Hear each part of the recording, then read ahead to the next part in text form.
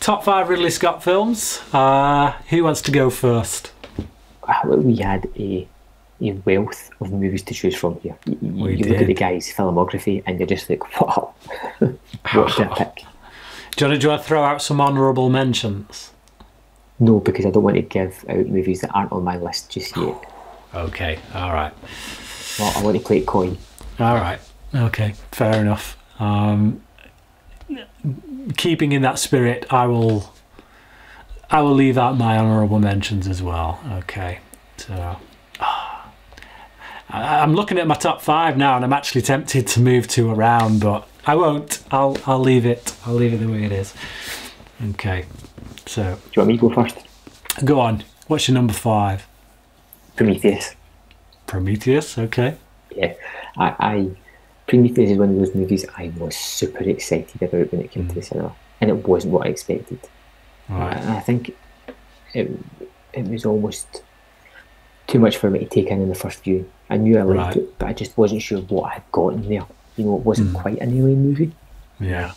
But that doesn't mean it's necessarily a bad thing, because most sequels tend to regurgitate what has come before. Prometheus for me gave me something that was vaster, added to the mythos of the world that we had, gave some great special effects, a nice concise story, and for me was one of the better sequels in the Alien franchise. A really fantastic, visually striking, just a movie that every time I watch it I get more and more into it, and I enjoy it more and more. And when I was making this list, it had to be on here. Yeah. I do like Prometheus quite a lot. In fact, there are a few character moments in it for me that are a bit grating, but on the whole, yeah, you're right. I think it is one of the better Alien movies. I don't think it's the best Alien sequel that Ridley Scott has done, however. So I will say that much. Okay. So you're wrong, but let's go. Right, but my number 5 is American Gangster. You know my thoughts on it, but yeah, just incredibly well done film. Kind of reminds me of Heat, but that's not a bad comparison, and it more than matches it. Well, it just about matches it. So it doesn't. You know, you don't hold this up to Heat and think, oh, that's a piss poor imitation of Heat. No, you think, oh, if ever there's a film that could compete with Heat, it's American Gangster. So yeah, American Gangster, my number 5. Okay, now I struggled when I was making this list, because there's movies I'm like, I want to put that there, but then I think I like that one better. Should be said that I think all these movies that I've put on here are 5 out of 5s. They're all tremendous, and it's just personal preference as to where something lands. So saying that, number 4 is Gladiator. Yeah, it's a movie I've went back to a few times, and I really enjoy the story. I think Joaquin Phoenix is tremendous as this boy emperor who nobody takes seriously, who wants the kind of respect that his father had and he can never quite get, and he puts all his frustration onto this one guy that had the respect that he wanted. It's a revenge tale. It's really well shot. Some fantastic action set pieces, as you would expect from Scott. I love the sort of palette colour changes throughout it. You know, when it starts off in the kind of dirty grey war that he's in, and that war scene at the start is breathtaking. And then it moves to this sort of golden shot scenes as it moves into the sort of lap of luxury in Rome and everything there. And then we get the gladiatorial battles, which are more intimate, more bloodied, more vicious. And just now I'm wondering if I really should have this at number 4. It's there. It's a great film. Yeah, it's a tricky one. Okay, my number 4 is Thelma and Louise. This is one of the first Ridley Scott films I ever saw, and it made quite a lasting impact. Just the relationship between Thelma and Louise is so believable, so sweet in many ways, and it's just, yeah, it's hit like a freight train when this incident happens at the beginning. This guy tries to rape one of them, and then it just all goes south from there. But they stick together, and it is I don't want to use the term feminist tale, but it's like it is basically. But don't let that put you off. It's just about two really strong female characters who have decided they're not going to take any crap anymore, and they're well within their rights. You know, as a viewer, you watch them and you think, you know what, good on you, go for it. But yeah, it's got a great turn from Brad Pitt, who I think this was his introduction. I think this was his first role, if memory serves me correct. I could be wrong on that, but yeah, it certainly made him a star anyway. But yeah, it's a great film and very low key in many respects. When you look at what Scott is famous for, you know, you look at Alien and Blade Runner, Gladiator, all these big blockbuster Hollywood movies.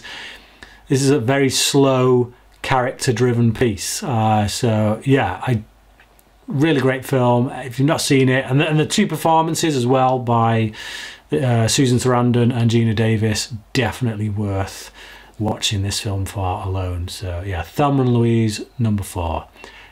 I'm looking at my list and I'm just like, how do you separate some of these movies? How do you leave some of these movies out? And I saw that face and I thought, oh no, his microphone stopped recording. But no, you're just having trouble with your list. I'm having real trouble with my list, Brian. So yeah, number 3 is The Martian. Okay, right.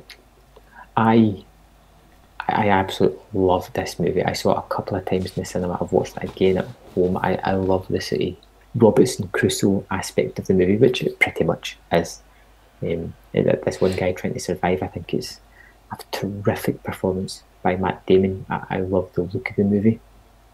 Very individual. I just think it's one of these tales that I get lost in every time I put it on, with the guy's struggle. I know the ending of it, but I'm still worried. I'm still engaged all the way through it. It's one of these, I love it, movies.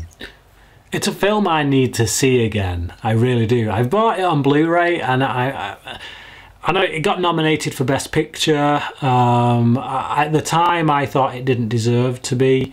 I thought it was a very solid film, but the thing is, I watched it when I was quite tired, and I don't think I gave it the credit that it was due. And as I was watching it, I did think it was, again, familiar, very familiar. I was thinking like Apollo 13, Apollo 11, Apollo 13, Apollo 13. Is it? Yeah. No, 11. Yeah, Apollo 13, isn't it? Unlucky number 13, Apollo 13. I don't know. Anyway, the Ron Howard Apollo movie, which I think is called Apollo 13. It's Apollo. Yeah, like it felt very familiar to that, and then you had Jessica Chastain and Matt Damon in it, and this was like a year after Interstellar, so it was like, oh man, I can't get my head out of that film. So yeah, I think there was a big mix of stuff going in. I think now that I've had some distance of time between when it came out, I think now would be a good time for me to watch it again. So yeah. Don't make my top 5, but definitely one I want to watch again, just to give it that second shot. But yeah, okay, so my number 3 is Gladiator. Absolutely fantastic film. I did a top 10 Ridley Scott films on my YouTube channel a few years ago now, about 3 years ago maybe, and I think I actually put Gladiator at number 1. I still wouldn't blame anyone for doing so. I think it's an incredible film. Kind of revitalised the sword and sandals epic after so many years of it just being non-existent. Whether it stayed revitalised is a different story. Although I do like quite a lot of the films that came after, like Troy and 300 and all that lot. Those films wouldn't have got the green light, I don't think, if not for Gladiator. But brilliant performance from Russell Crowe, still one of his best, really forceful, just a great character for an actor to sink their teeth into. Hans Zimmer's one of his best scores, certainly one of his top 2. I kind of really love his Man of Steel score as well, but Gladiator is up there. What a fantastic score it is. Brilliant vocals on there from Lisa Gerrard as well. Yeah, it's an incredible film. It's another one with a lot of side characters, little subplots and stuff, like the stuff between Maximus and Commodus's sister. It feels very Shakespearean. The bit when Commodus kills his father just feels like it's right out of Shakespeare. But you kind of sympathise with him as well. He's a really twisted, messed up, dark soul, but you kind of feel for him. You feel like maybe his father made him this way by giving all his love to this other guy rather than to his son. You know, it's just... even his father at one point admits that your failings are as a son are my failings as a father, and so that kind of gives you sympathy for this guy. But yeah, he blows it by just being a complete douche throughout the rest of the film. So yeah, it's an incredible film, brilliantly shot, some great action sequences in it, like just the whole chariot fight scene thing, and again the one with the warrior that they bring back out, the one who'd won all the battles and stuff. Some great costumes in it. I really love that helmet. Just fantastic stuff. Yeah, brilliant film. 5 out of 5, but it's my number 3. I think, can I make a prediction? I think we're both going to have the same 2 movies, but I think we're going to have them in different spots. Yes, I think you're probably right, because I think you're more the horror guy and I'm more the sci-fi guy. So my number 2 is Blade Runner. Terrific movie. It is fantastic, but like you said, it's more science fiction. I watched this just before the sequel came out, and I was captivated. You know, I've watched it a couple of times, but that time it really clicked with me. The kind of slow pace of it was something that was almost hypnotic. The score by Vangelis is something that I've listened to several times since then, because it's just one of these fantastic soundtracks. The whole character of Deckard, the tale that he's after, you know, dealing with the robots and things, or the cyborgs, and Rutger Hauer. Rutger Hauer is absolutely mesmerising in this movie. Is this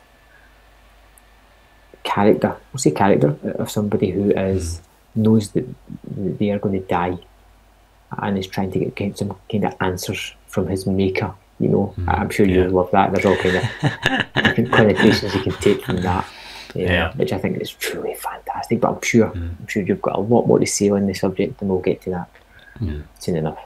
Yeah. Okay. So my number 2 is Alien. You know, like I say, Gladiator is a 5 out of 5 for me. So clearly, so is Alien. It shaped the sci-fi and horror genre in so many ways. You know, any space movie now that has some kind of alien threat owes a debt in some degree to Alien, whether it's the production design, whether it's the creature design, whether it's the structure of having a particular crew members. You know, you always have particular characters that become part of that crew. You know, even one of my favourite science fiction films, Sunshine, owes a debt to Alien. Yeah, just incredible. And to think this was only his 2nd feature film. You know, he did The Duelists before this, and then boom, knocked it out of the park with this. It's like, yeah, wow, incredible. Fantastic science fiction film, fantastic horror film. It's kind of like Halloween in space. It's like a stalker slasher movie, except the slasher is an alien with a mouth that looks like a penis. Yeah, it's incredible. And there is a lot of thematic visuals in there about birth and you know, things like that. So it's great, and I love all the different characters. I love Ash, the android. Yeah, he's a very complex, interesting character. Someone who would sit very well alongside Blade Runner's Roy Batty. I think if the two of them teamed up together, they would be quite a formidable force. But yeah, I will leave you to talk a bit more about Alien, so because I got a feeling it's your number one. So, yep. So my number one is White Squall. Yeah, a very good film. A very good film, actually. It is. I love Alien. It's the movie that started a franchise, a legacy of movies that people are still clamouring to see today. That hasn't died out. Still getting huge releases. One of my favourite things about the movie is it's not a clean, clinical spaceship. It is a workman-like ship. These are people just doing a job. This is their job. It's grimy, it's dirty, there's nothing elaborate about them. They just happen to stumble into a bad situation. It is a slasher, a stalker, a haunted house movie. They have this place they can't get out of where something is after them. And it really deals with both science fiction and horror terrifically well. And then it has the most fantastic alien design ever. When people talk about Alien, you probably think either, well, I don't know, I just go straight to the xenomorph pretty much every single time. It's something that was instantly perfect. You know, it just captured everything. It was odd, it was purposeful, it was fitting to that kind of creature. And throughout the rest of the Alien movies, you see them try to twist and change it. And you always have that little thought going, why? It was perfect the way it was. Yeah. Why dilute it? Why change it? Why alter it? Great characters, great story, great heroine with Ripley as well, who is just straight off the bat a strong character. You know, even me seeing the opening scene where she doesn't want to allow them back onto the ship because they've been, you know, an alien substance has attacked them. You know, she gets overridden, somebody overrides her, but she, right from there, is steadfast and strong-willed, and that just continues through the rest of the series. I want to go and watch Alien now. Yeah. I do as well, actually. I've been meaning to watch the whole franchise again. Yeah, for some time. I do. I love him. Which is why my number one is Alien Covenant. So yeah, I will say it was an honourable mention. It literally, yeah, it was my number 6. I love Alien Covenant. I think it's highly underrated. Seriously deserves more love. Yeah, the themes that it deals with are dealt with in such an incredible way for me personally. Yeah, I can get over a few of the minor criticisms that people have kind of blown up into these major things, but hey ho.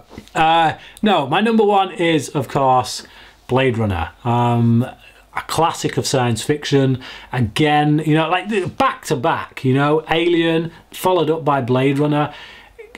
Two of the most influential science fiction movies of all time. Any science fiction film these days, it's very hard to escape the influence of either one of these films. It's very rare that a science fiction film would come out and you wouldn't at least compare it in some way to one of these two. But Blade Runner, just from a thematic standpoint, just like you said, you know, it is this idea of what is it to be human? Are we created beings? If so, what would we do if we met our creator? What is that relationship between creator and created being? And this idea that the created being always wants to usurp the creator. You know, that's a theme that goes back to the story of Adam and Eve in the Garden of Eden. You know, they took from the fruit of the tree because they wanted to become like God. And you've got this character of Roy Batty who goes to meet his father and ends up killing him. And it's just, yeah, it's brilliant on a thematic level. The sequel picked up on those themes brilliantly as well. And this idea of Deckard, is he a replicant or isn't it? Everyone has their own opinion, but ultimately it doesn't matter because the question is far more important than the answer. You know, it's like, is he human? What is it to be human? He has human qualities. Does the fact that he can love mean he has a soul? Things like that. Does the fact that he has free will, that he can make choices, that he can guide his own life, mean he has a soul? Is that what makes him human? So yeah, fantastic film that raises all these questions without providing the answers, which is really what science fiction is all about. I mean, we talked about this in our last Brits on Flicks when we reviewed Tau. The main problem with that film was that it raised these questions, which I thought, oh, that's great, it's gone somewhere, it's raised the question, leave it there, and then it answered them. It like thrust these answers in your face, like it hit you over the head with his mallet, and that's when it lost it for me, because that's not what science fiction should do. It shouldn't give you the answers, it should raise the questions, and Blade Runner does that beautifully, raises all these questions and lets you go away and think about them. Incredible film. The performance by as you said, by Rutger Hauer, yeah, it is one of two all-time great performances by him. The other one being in The Hitcher, which we have already reviewed in this. You know, if you put Rutger Hauer in something that is great material, you give him great direction, he can truly deliver. And it is a shame, really, that his career never quite lived up to the promise of these two roles from The Hitcher and Blade Runner. But it is still proof that he is an incredible actor if given the opportunity. So yeah, what a film. Brilliant stuff. Some really touching moments as well, like when the female replicant, the first female replicant, gets killed. I've always found that moment to be quite touching. Just this idea that she's fighting for life, really. She's not a villain, not really. You know, the hero of this story is actually the villain, depending on whose eyes you're looking through. And this woman, you know, she attacks him because she wants to stay alive. She's fighting to stay alive. That's the only reason she's attacked him and then run. So yeah, I always feel a great depth of sympathy for her character when she gets killed.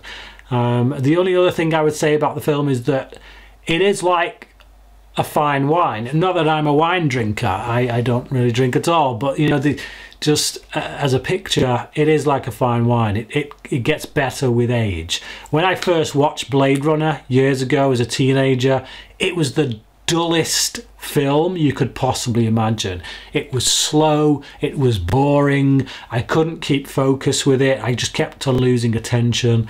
As an adult, when you watch it as an adult, I think that changes, because depending on what you're looking for from a film, and you know, when you're looking more for the ideas, for the themes, it does grow on you.